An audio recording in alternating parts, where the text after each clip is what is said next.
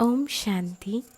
ఒక అడవిలో ఒక చీమ వేగంగా పరిగెడుతుంది. కాసేపటికి దానికొక ఎలుక ఎదురొచ్చింది.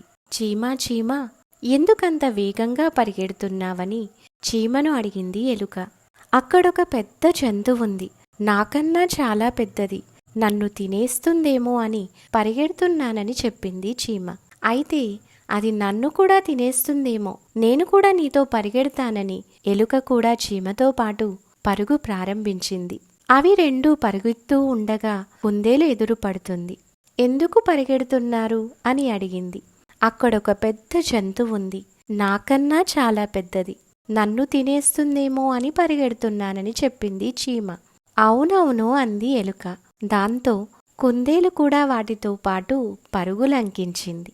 కొంత దూరం వెళ్ళాక ఒక నక్క ఎదురై అదే ప్రశ్న వేస్తుంది. చీమ మళ్ళీ అదే సమాధానం చెప్పింది. వాటితో పాటు నక్క కూడా పరిగెత్తింది.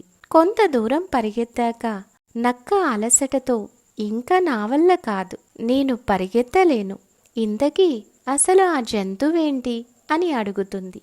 అదా పెద్ద గండు చీమ, నా వైపే వస్తుంటే తనేం చేస్తుందో అని భయపడ్డానని చెప్పింది చీమ.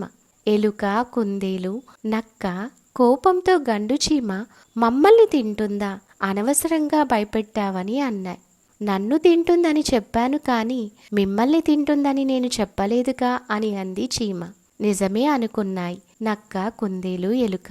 ఇందులో ఉన్నటువంటి నీతి ఏంటంటే, ఇతరులు ఎందుకు భయపడుతున్నారో తెలియకుండానే మనం కూడా భయపడటం అవివేకంతో సమానం. ఓం శాంతి.